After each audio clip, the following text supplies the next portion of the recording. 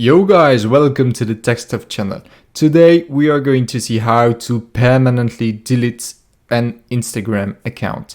This is really simple and you just have to do it on your PC, on your laptop, on whatever system you are. You just have to go to the help center of Instagram and find the delete account page. But don't worry, you won't have to do that because I'll put the link for you in the description so that you can just click on the link and do the procedure. When you will click on the link, you will find this page, and here Instagram is asking the reason why you want to delete your account. You just choose whatever reason you want.